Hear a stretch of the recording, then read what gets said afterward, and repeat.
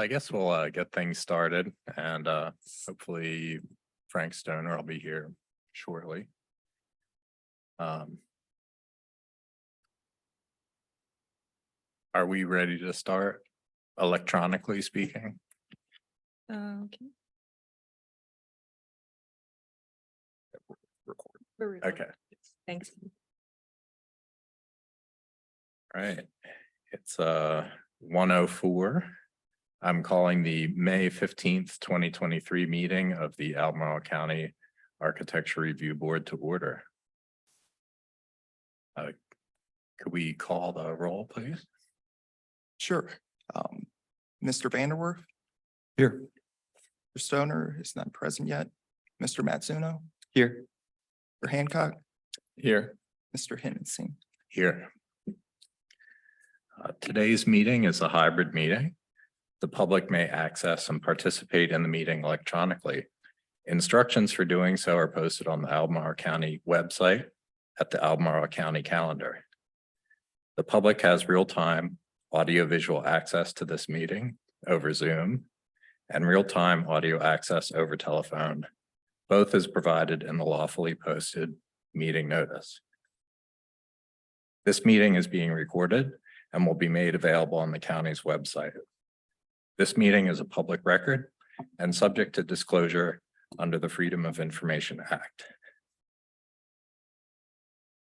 All speakers, when it is your turn to speak, please first state your name for the record. Applicants who are making presentations, note that your presentation is limited to a total of 15 minutes, which you can divide among your team members. Staff will let us know when the 15 minutes are up. If applicants in the meeting room have team members attending virtually who will need to present, please make that known when you come to the podium. Everyone who is participating virtually, please mute your microphone until it is your turn to speak. Do any ARB members have anything to disclose? No. Yes, I am employed by the firm who will be presenting on ARB 2023, item 32, the BMW renovation. So I will not be participating in that conversation. All right, thanks. I do not have anything to disclose. And I don't either. Are there any members of the public that want to make a comment about a project that is not on the agenda for review? No, we currently do not have any members of the public. Thanks.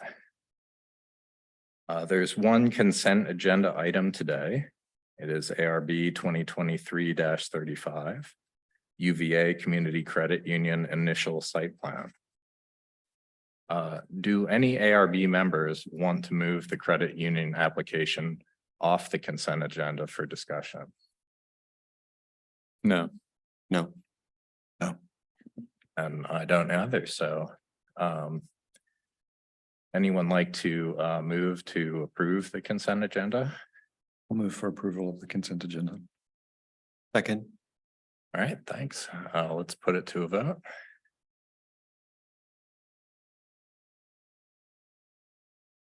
Vanderwerf? Aye. Mr. Stoner is absent. Mr. Matsuno? Aye. Mr. Hancock? Aye. Aye. All right, thanks a lot. On to the regular review items. We have two regular review items today. First is ARB 2023-33, Home Depot. Margaret, do you have your presentation? Thanks. Yes. Set up for you here.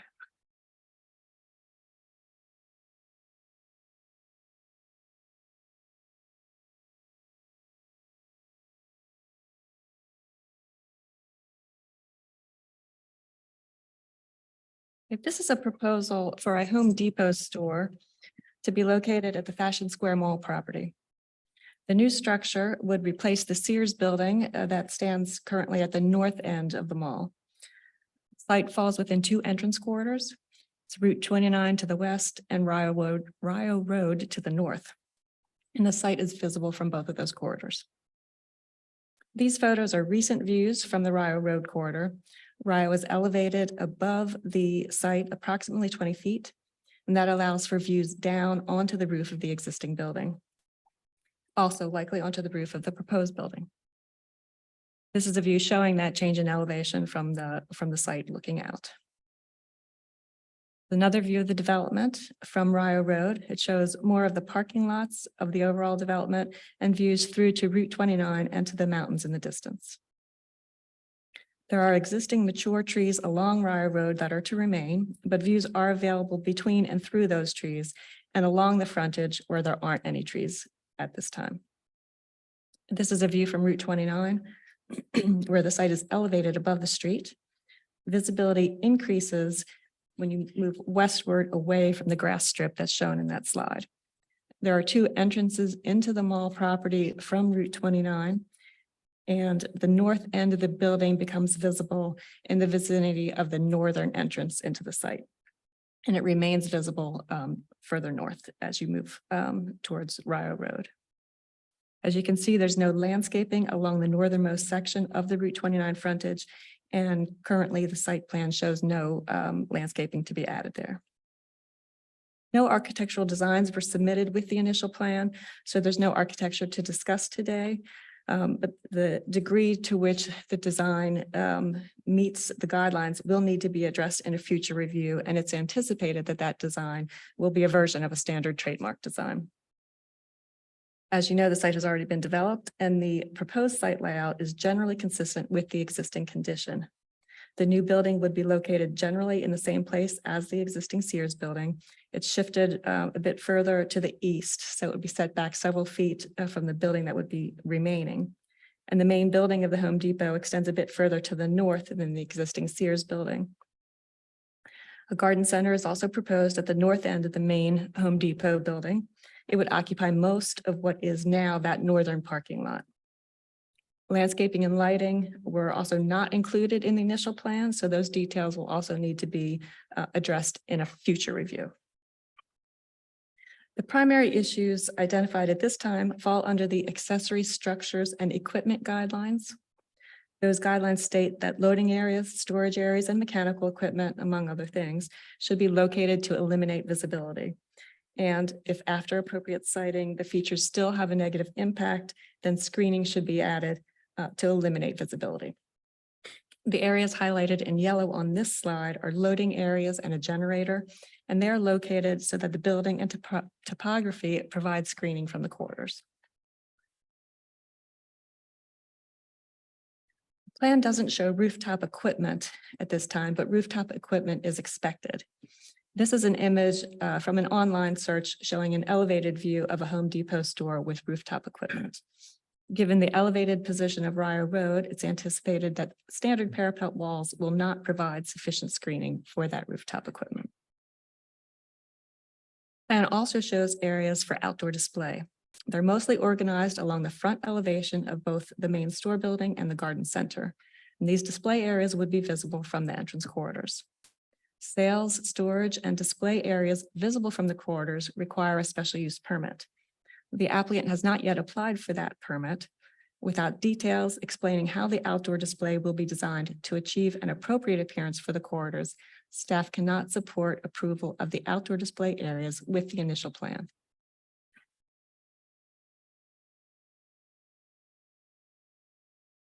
Already noted, a garden center is proposed.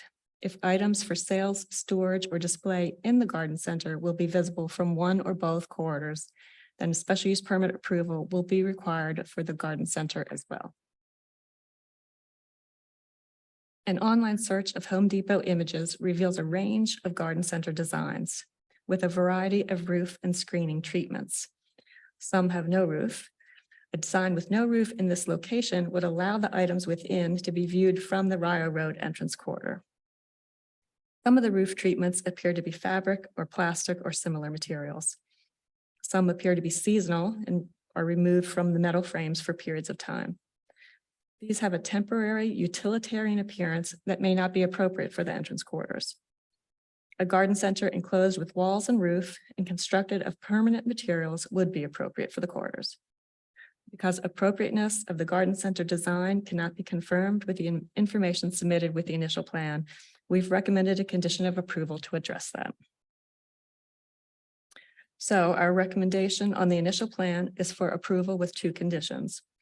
One, that the garden center must be a fully enclosed structure using permanent materials, the design of which would require ARB review and approval until a special use permit is approved for the use showing an alternate design and materials acceptable to the ARB. Second condition would be none of the areas identified for outdoor display on the initial site plan are included in this approval. That's all I have for a formal presentation. Happy to answer any questions you might have. All right, thanks a lot, Margaret. All right, we'll go to questions from board members. Tara, do you have any questions? I just wanted to refer back to the staff report that was provided and connection with the recommended items at the end for discussion. It just had mentioned that the yellow items, including the landscaping, had been the items highlighted in yellow. Landscaping was included in the things that we could. The presence of landscaping is something we could include in this discussion for this hearing. Is that correct? I think that you can discuss. It would be helpful to bring up any items that you think are of concern and we have an opportunity to discuss them. There might be areas that you can't make a condition of approval though. Right. Okay. Thanks for clarifying. Thanks. Frank, do you have any questions? Sure. Thanks, Margaret. Maybe if you could elaborate on the outdoor display and the special use permit requirement. Thinking back to like the sheets that I think had some things outside that maybe are not the scale of what this would be. But just thinking, I mean, I'm in my mind, I'm thinking lawnmowers and all that sort of thing, but if you could help me understand the process and when a special use permit comes into play. So the special use permit is required for any outdoor sales, storage and display in the entrance quarter specifically. The sheets example, I don't believe that came up in our review of that. Oh, yeah. If there are items that are for sale there, we can take a look at that and see if that's I don't want to get sheets in trouble. I was just thinking that kind of reminded me. I mean, I think at that point it was like windshield wiper fluid and maybe not the same scale as this, but that's helpful. Thank you. And then this might be a question for the applicant. Just knowing the specifics of the plan about how far from 29 is this building? It seems a pretty big distance. And I can ask the applicant or I was going to scale it with my finger on the screen, but while you're in discussion, we can try and get okay, that measurement for you. thank you. I don't have any other questions. Thanks. All right, thanks. Dave, do you have a question? Thanks, Chris. Thanks, Margaret. Picking up on Tara's question, you highlighted that there weren't street trees proposed or accident on 29. Is there anything, is that requirement applicable to this application or is there a mechanism for it to be?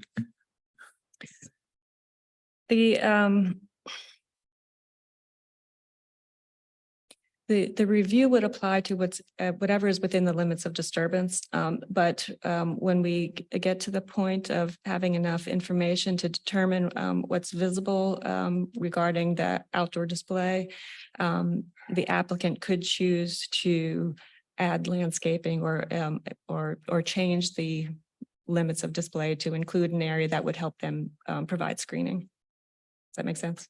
Yes. Yeah. Thank you.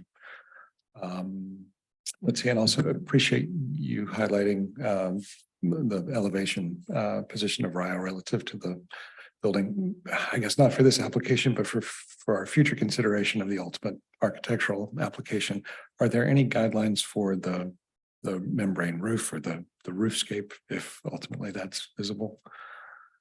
There's nothing specific to that other than the broad guideline we have about, materials and textures and scale and appearance. But if it's visible, then it would be part of your review. Okay, thank you. No further questions. All right, thanks, Dave. I came in with some questions, but they've been addressed by the discussion. So we'll move on to the applicant's presentation.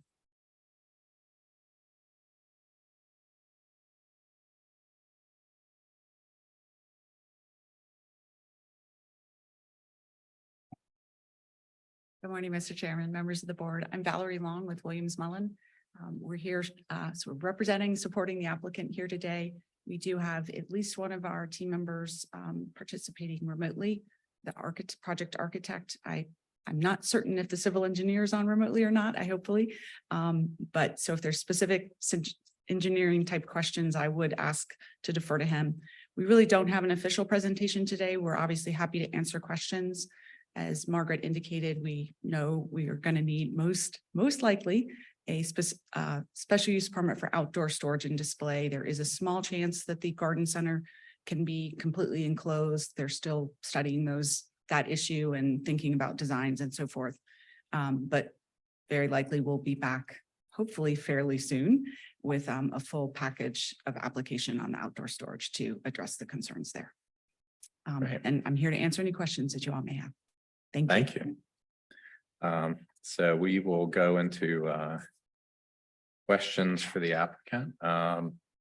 Dave, do you have any questions? Not at this time. Thank you. Tara? No, I don't have any questions. Thank you. Frank, do you have any questions? I don't. Thank you. And I don't have any questions either.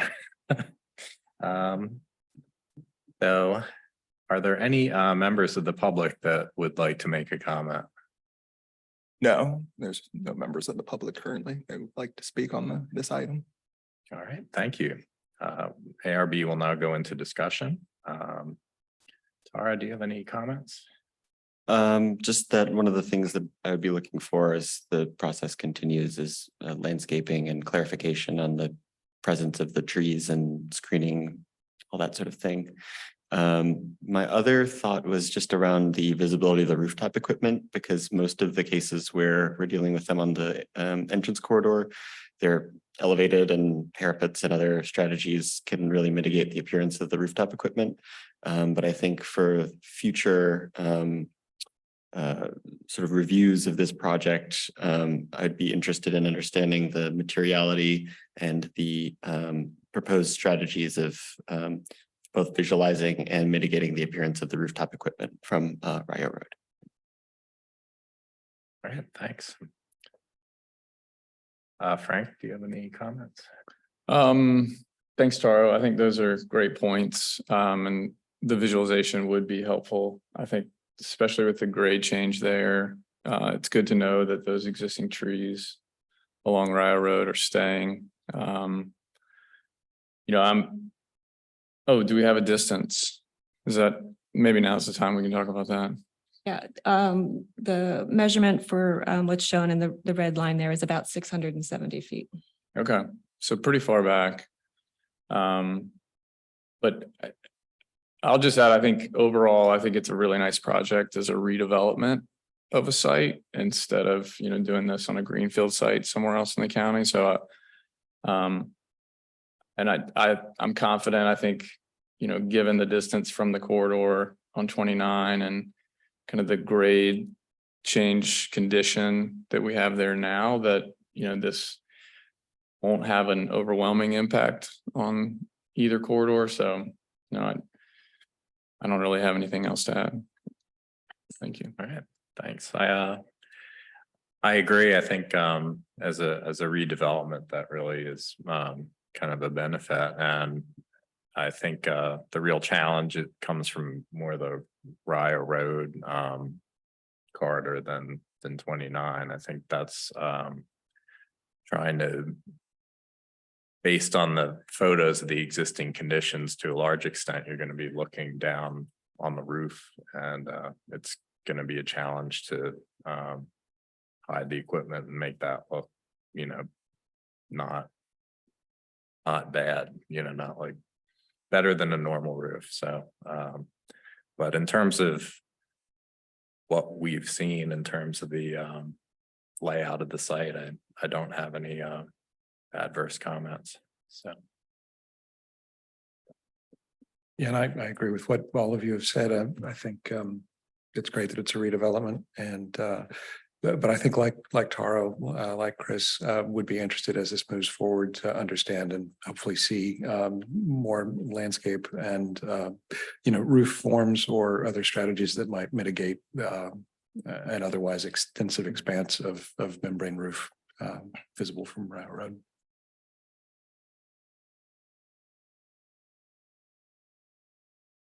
All right, so if we could review the recommended motion and see if I'll pull that up.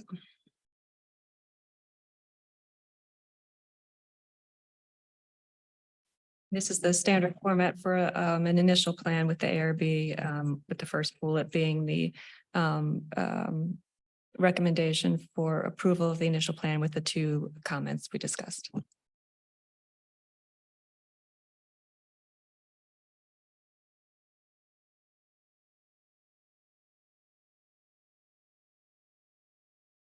all right, I guess I'll just go through and see if anyone has any suggested modifications to make, and then we'll go for a motion. Dave, do you have any? I don't have any recommendations. Tara? The only thought I have is with the first clause of the garden center must be a fully enclosed structure using permanent materials. And I think that it definitely makes sense for the garden center to not have the sort of temporary appearance that Margaret was alluding to, but I don't know if they necessarily go together. Like, is there a theoretical non-enclosed structure that has permanent materials, or are they kind of intrinsically linked? Other than that, I think for me, the question is more the appearance and the materiality of it. I'm open to whether or not it needs to be fully enclosed year round, I guess. So the part of the issue with the being fully enclosed is that if you can look down into it and see what's inside, then it needs Oh, a that's special right. permit. We don't have that application yet, so this would take care of that issue until the time that a special permit application is come in and reviewed. And just to clarify, is that, I realized when I read it, I was thinking fully enclosed roof, but this is walls and roof, a full enclosure, in order to avoid that special use permit. Okay. Thank you. Okay, so thanks for clarifying. I think that makes sense. All right, Frank, do you have any suggested changes? No edits for me.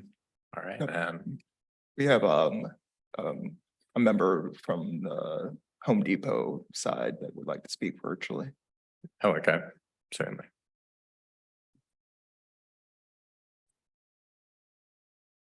You're unmuted, John. Thank you very much. Members of the board, thank you very much. John Caracas from the firm Greenberg Farrow. We're the site development managers for the overall project. I believe my question was about the fully enclosed garden center, but the comments that I heard answered all my questions. So I'm good. Understanding what Margaret explained, that what needed to happen was, because we didn't have an SUP, that the recommendation that it be fully enclosed.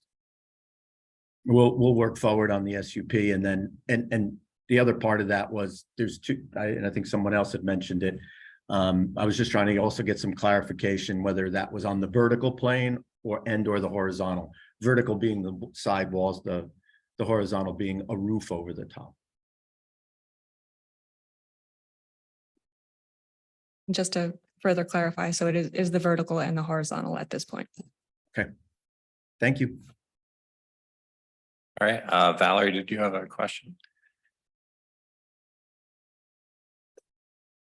Thank you, Mr. Chairman. I appreciate the opportunity. I just want to clarify, and I think we're all on the same page here, but just for the record for future, as Home Depot and its designers move forward with the design of the garden center and any future outdoor storage and display, we anticipate that possibly those conditions would change as the special use permit, assuming it's needed, works its way through the process, such that at final site plan, perhaps a portion of it would be not fully enclosed as a permanent structure if that were approved as part of the special use permit. So I just want to clarify that we're not getting too locked in at this stage, but want to let that process work through. So thank Okay, you. yeah, I was gonna ask if, so a special use permit is kind of maybe not if in the works, at least like contemplated that may be the route you decide to go on. It's very likely we'll be back to you hopefully soon with a special use permit application. They're just working on it now. And, you know, there's a possibility the entire building could be fully enclosed with permanent materials. I think that's not very likely, but we recognize that anything that's not would have to be approved as part of the special use permit. So I hope that's clear. All right, Thank you for the opportunity to clarify. thanks a lot. Right, I don't have any suggestions or edits or anything, so anyone like to make a motion based on what we have? I'll move to forward the recommendations outlined in the staff report to the agent for the site review committee as shown on the screen. I'll second. Mr. Vanderwerf, Aye. Mr. Matsuno, Aye. Mr. Hancock, Aye.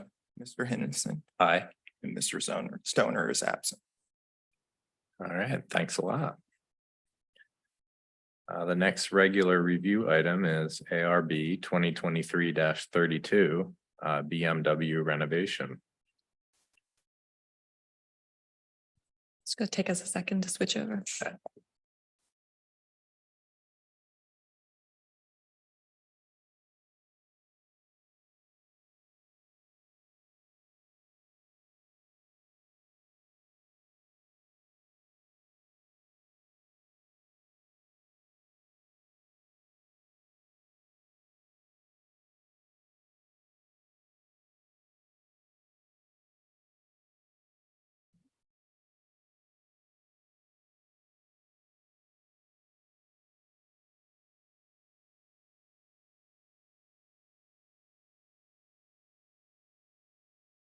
Just waiting for Margaret.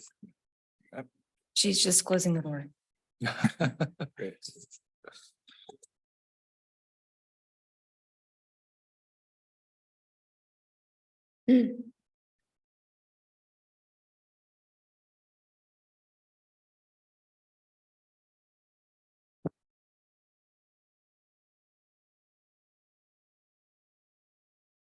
The application I'm presenting on today is the preliminary review of a renovation plan submitted for BMW Charlottesville sales and service buildings. Subject properties are located on the south side Route 250, east of the intersection People Place and Route 250. The ARB has approved a number of applications for the site, including a special use permit in 1998 for outdoor display of vehicles, ARB applications in 98 and 2008 for design of the current buildings, and several sign applications. Renovation of sales and service buildings revise the curved parapets to horizontal, paint the existing brick and ephes white, and add canopies over the main entrance and storefront windows of the sales building. The change of the parapets from curved to horizontal help better connect the forms to historic architecture, and the canopies help add to human scale to the building design. However, painting the earth tone brick and ephes white will downplay the varying textures of building materials in the existing design, weakening the base metal top pattern identified in the board's review of the existing design as aspects that increase the compatibility with the county's historic architecture. Staff recommends revising the building design to one that maintains the existing base metal top pattern. Staff offers the following recommendations on the proposal for the next submittal. I'd be happy to try to answer any questions. Thanks, Chris. Frank, do you have any questions? I don't. Thanks, Chris. Dave? Thank you. No questions. And I don't have any questions either. So if applicant has a presentation or.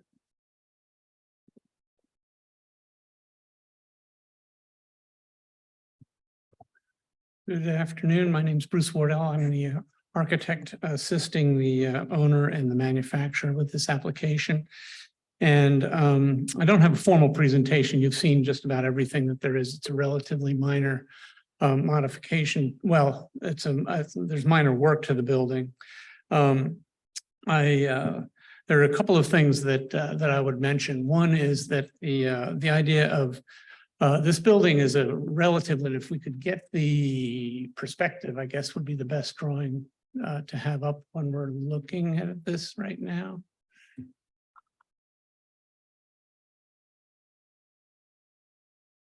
Second. Sorry for throwing you a curveball.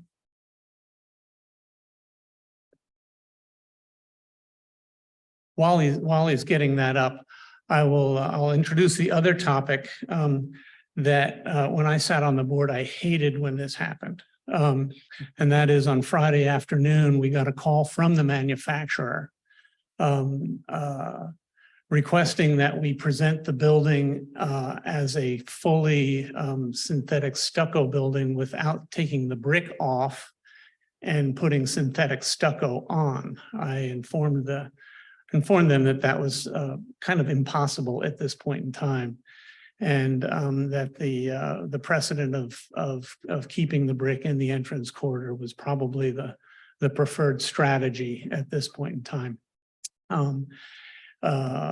If you all decide to not consider the full stucco version of it, I would appreciate your articulation of that in your motion.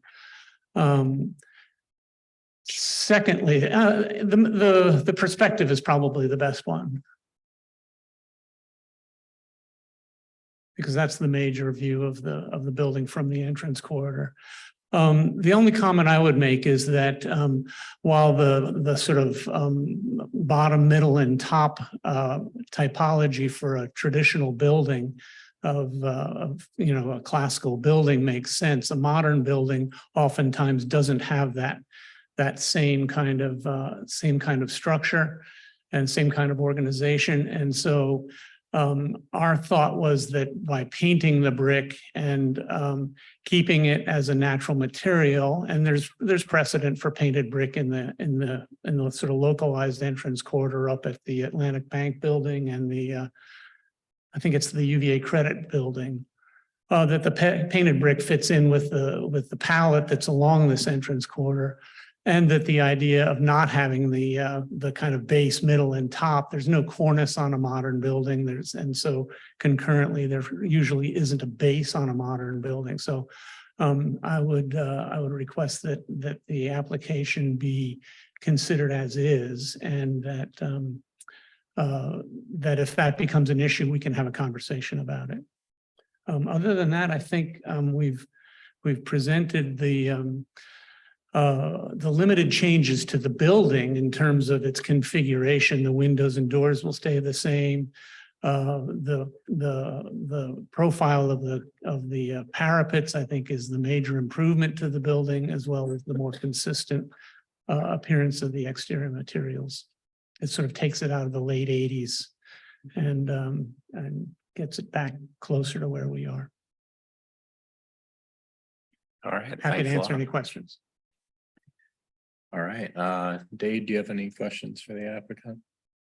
Sure. Thank you for the presentation, Bruce. I guess conversely for the manufacturer, or for you, was any consideration given to extending brick everywhere? That was not considered. We had what we thought was we had back in March, we had put this configuration together. We ran it back through the food chain, the owner and the manufacturer. And you guys know that sometimes the owner and the manufacturer aren't on the same page in these things. But we had run it back through the whole food chain. And this thing coming in on Friday afternoon was a bit of a curveball for us. So, and it went against any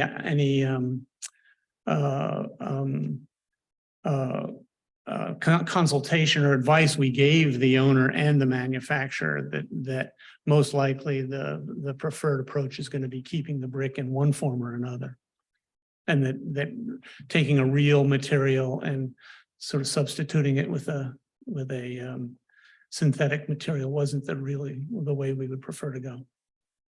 Thank you. Thanks. Frank, do you have any questions? I don't. Thank you, Bruce. Mhm. Great presentation and Thank you. great application. I think, as always, your drawings are very legible and easy for us to understand. So Good short words and, lots of pictures. Large print. Yeah, and I agree. I don't have any questions either. So, Right. are there any members of the public that would like to make a comment?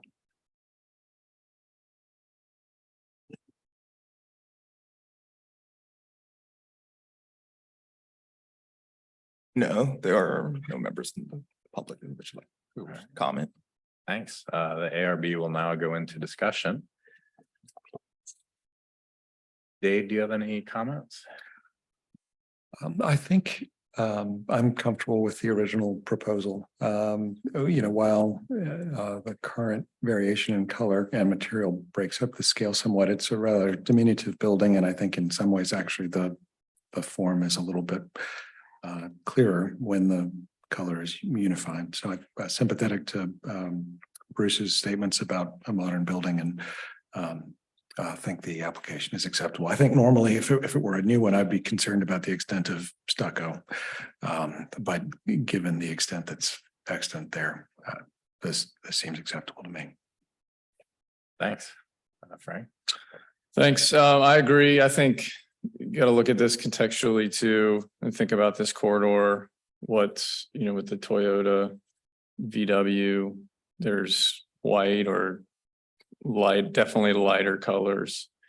And then if there's a place for contemporary architecture, it's definitely here, knowing what BRW did across the street with the new flow complex. I think it fits in. I think some of the conversations about the white being the dominant material is maybe more impactful on some of these multifamily residential projects that we see, and kind of their location maybe a little further out and more kind of suburban rural context. But I think here, given the adjacent, other similar uses and contemporary architectural styles, I think it works. I agree. I think Dade started his remarks with the proposal before us, so I took that to mean the brick that we're reviewing, it would be preferable. So. Right, and actually, because Bruce requested, I would not be comfortable with removing the brick and further extending the scope of stucco. I agree. All right, thanks. Frank. Yeah, I agree. Also, I think the painted brick kind of would give a subtle textural difference between that and the stucco. And I think considering the amount of stucco on the existing building, adding to it slightly by straightening the cornice line is acceptable, but kind of wiping away that brick texture, I think, would be taking it a step further. Regarding the white, I also agree it's a commercial building and what clearly is a commercial corridor, and we've approved other examples that had a similar color scheme. So I don't have a problem with that either. I guess if we could review the recommended motion.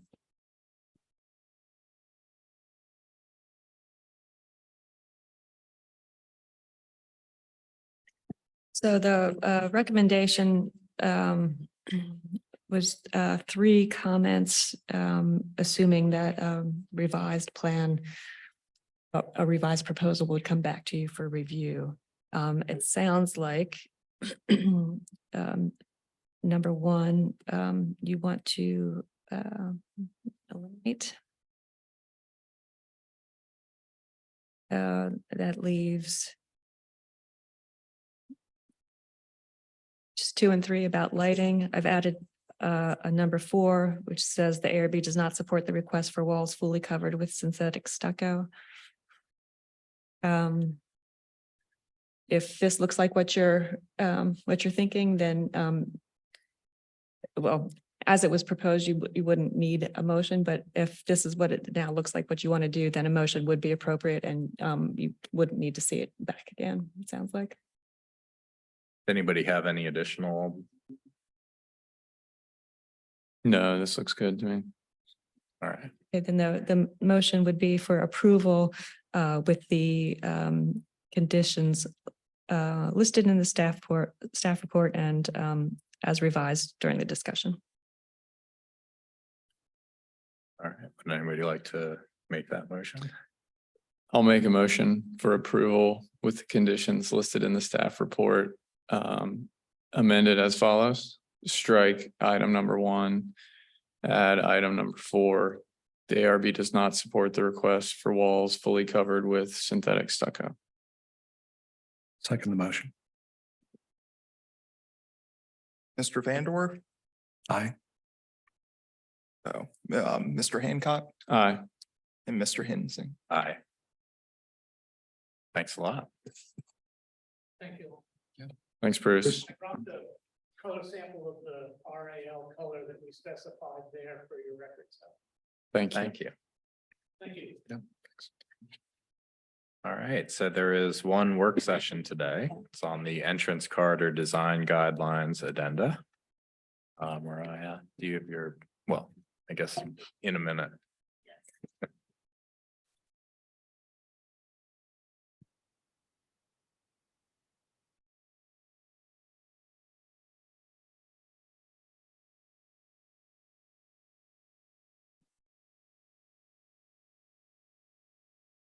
Sorry, I thought my computer died. It did not.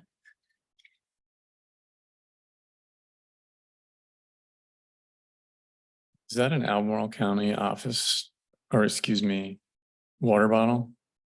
It is. That it is really nice. For the record, I spotted that logo from over here. I think there are extras. I wasn't saying that to try to get one. I just think it's really good. You don't want to rep the county? I would. Um, Go ahead and move this over. How about the next person to get their entrance corridor working? gets a free water?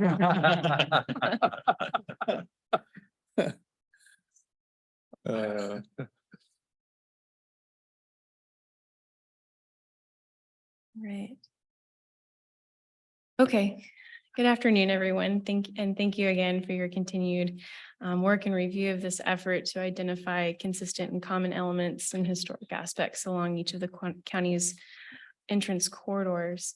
Today, we're going to be reviewing the draft entrance corridor addenda for 2 routes, Route 231 and 22, Gordonsville Road and Louisa Road, respectively. So these routes were combined in one spread because the traveler's experience along them is one of a continuous roads, grouped them together. This is the main, there's one spread, so 2 sheets. This first sheet is the typical information. So the location of these entrance corridors is in eastern Albemarle, beginning at the top northeastern corner towards Gordonsville and Orange, going south on Route 231, Gordonsville Road, and then continuing on Route 22, Louisa Road, south of the intersection at Sismont. So Sismont is the turning point. The experience along this roadway is extremely consistent in its scenic, rural, and agricultural character. Most views are ones of undulating pastures, winding roads, mature trees, forested hills, tree-lined lands, and board fences. So while there are a number of historic structures along the roadway, very few are visible from the road due to their distance from the road, topography, and vegetation. All of the properties are in the rural areas zoning district, except for a small pocket of commercial development at the southern end of Route 22 at the intersection 50, which is the gas station. So moving to the next sheet, this sheet contains more details regarding the consistent regarding consistent structural and landscaping elements seen along the corridor and representatives precedent images. While pastoral lands are remarkably predominant, there are a few images of representative buildings that are visible from the corridors. We gave the lower right image more real estate on the sheet because I think it does a pretty good job of capturing and depicting many of the consistent attributes identified along the roadway. So this is the sheet spread that we have for your review today. I'll just flip back to the first sheet for the discussion.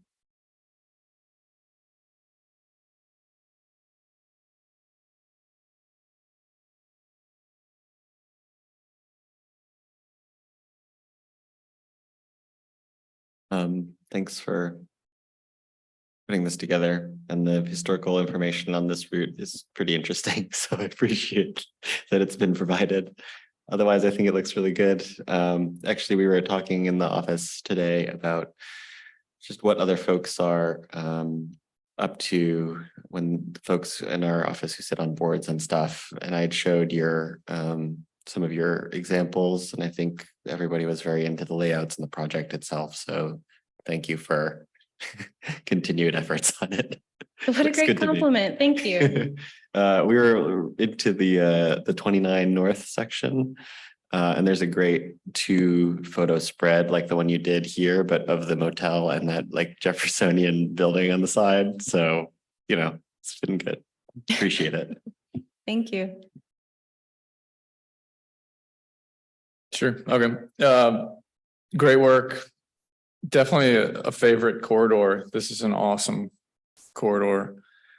And my question, I don't know that contextually you would think about this, but at the I-64 end of this, is that gas station? Like, I don't want to think about a gas station with this corridor, but I feel like that was maybe reviewed by the ARB at one time, just thinking about that canopy.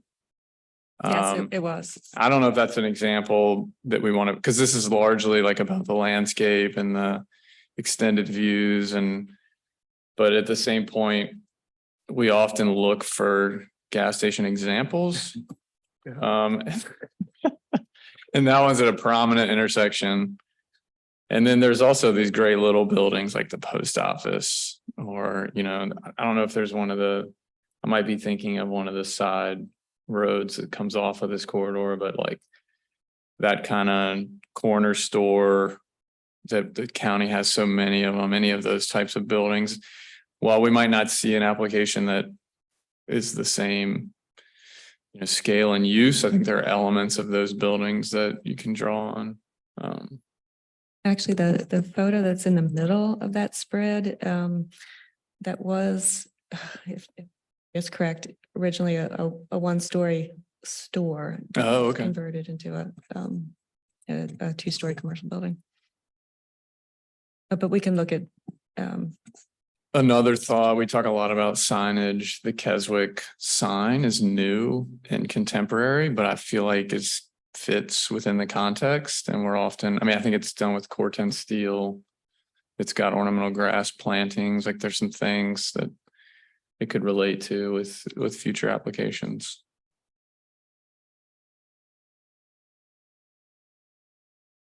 To your comment about, just to clarify the comment about the gas station at the corner of Route 250. That gas station is actually in our Route 250 spread. So it would be one of those conditions where what do we do at the intersection of 2, which we have yet to have that. We've talked about a work session. That is coming in the future. Is the comment that we should include that or should not include that here? I'd forgotten that it was included in the other one. I think as long as it's in one of these, because I think there's some good examples within that project building. I think we're good. But this quarter kind of ends in that I think there's like an office building or 2. So there's uses here other than residential and kind of estate lands that might be what someone looks at, or if the development is focused on that end of the corridor, that's the context they might be looking within. Yeah, so in this image, Shadwell is actually covering the commercially zoned property, Okay, that label. Most of the developments that you're small. referencing are, well, they're interesting in that they are little centers of activity, but they're isolated to a parcel. Mhm. Whereas when we get down to 250, a lot of the businesses start to orient towards 250, and it's almost the entrance into that corridor versus an entrance onto this one. But That makes Um, sense. entrances being seen as when you approach. So the approach here would be from north to south, and Mhm. there would be little installations along the way. We could highlight those more, the little isolated, more communal focused areas in the precedent imagery. Okay, thank you. Looks really good.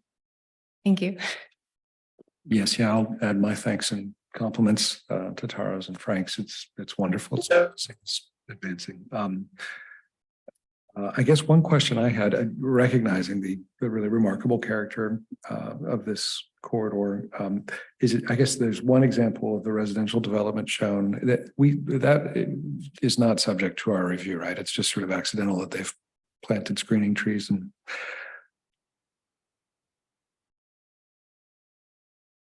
well, maybe just want to flag, not so much for the guidelines or for this survey, but for a guidelines update.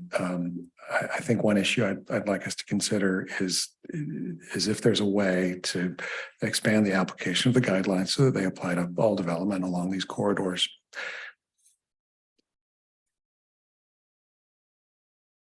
And I think, Margaret, you had mentioned that maybe scenic entrance routes might provide more of that protection. So maybe that's the most straightforward way, is just to nominate these areas that we're interested in for that status. I think we can, I'll give you a little bit of update on the comp plan work at the end of the meeting today, but I think that's where we have an opportunity to do that. Great. Yeah, but thank you again. Yeah, I was thinking along the same lines. I mean, this is one of the most gorgeous corridors, and it feels a little similar to some of the sections of the 250 West in that it's gorgeous, but like out of our purview. And it's like, I'd almost like regret to see any application on a corridor like this, because you kind of the best thing that could happen with this corridor is for nothing to happen to it. So like what they had suggested, some mechanism where anything that happens along a corridor like this could be viewed seems like it would be a good thing.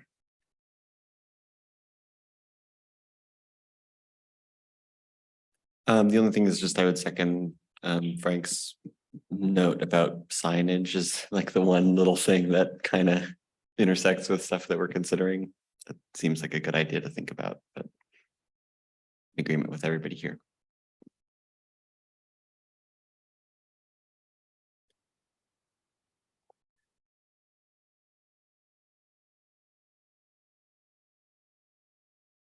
That's all I have. Thank you. All right, well, thanks a lot. We'll move into other business now. Would anyone like to move to adopt the April 17th, 2023 ARB minutes?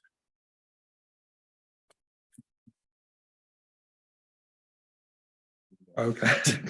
It's all good. All right, I'll move for approval of the April 17, 2023 minutes. I'll second.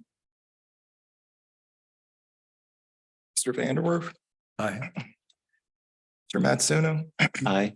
Mr. Hancock, Aye. Mr. Henningsen. Aye. All right, thanks a lot. So do any board members or staff have any other items for discussion? Yes, I have two items as follow-up to questions from the last meeting. There was a question about when the ARB would be able to make some more comments or recommendations for the comp plan. So we have some options there, beginning from now until the end of the summer.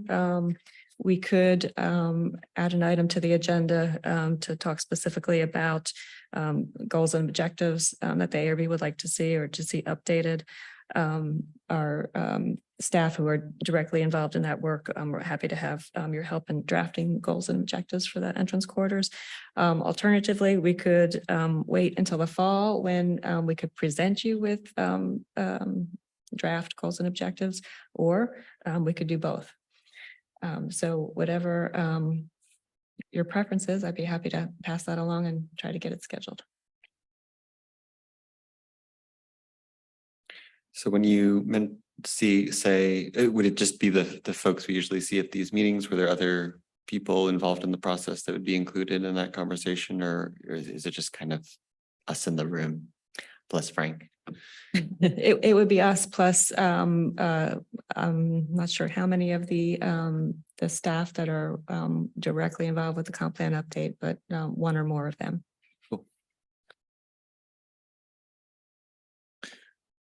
Might be most helpful for them, like if they heard our comments and then incorporate or drafted the plan accordingly versus if we come up with anything out, after it's been drafted.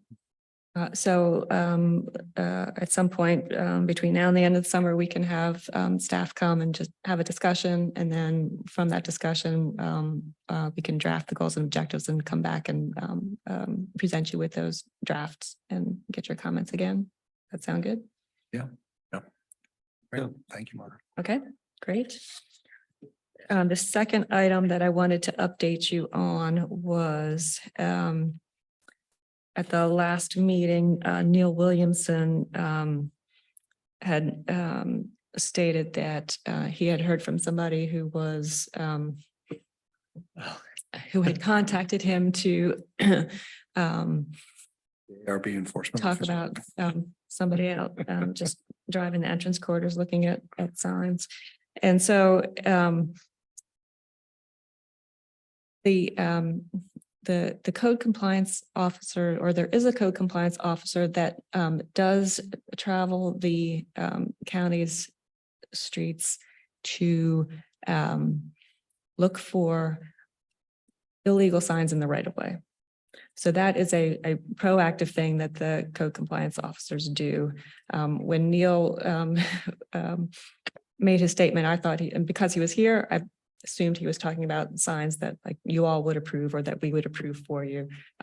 That's not really the case. So, but there is, in most cases, we're waiting for, a complaint to be made and a code compliance officer will go out, but that this is a different situation for the illegal signs in the right of way. So that is a proactive thing that's happening. And if one of them is out of the site and they happen to see something else that really looks like it's not in line with what's supposed to be there, then they would pursue that as well. So I can follow up with Neil since he's not here today. But do you have any questions on that, or? That doesn't seem out of the ordinary, right? I mean, other municipalities have, is that through zoning, just a zoning enforcement? Yes. Yeah. Mhm. Yeah, I appreciate the follow-up, Margaret. It makes sense to me. So. And just the illegal signs in the entry and in the right of way, that's like, I'm just trying to imagine what those other infractions would be. Are they usually like business owners putting stuff out that they shouldn't? Yep, like sales or maybe even some of those, I don't know, the apartment signs with the,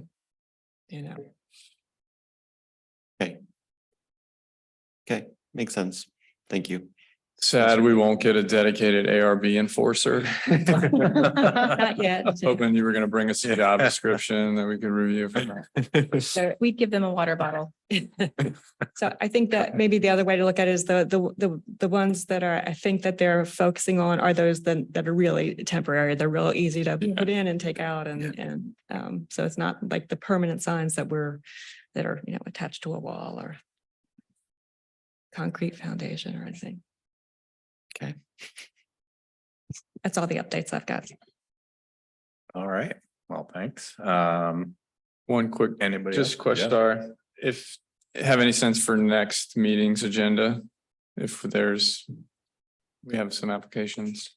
We have at least, I think we have 3 regular review items. Wow.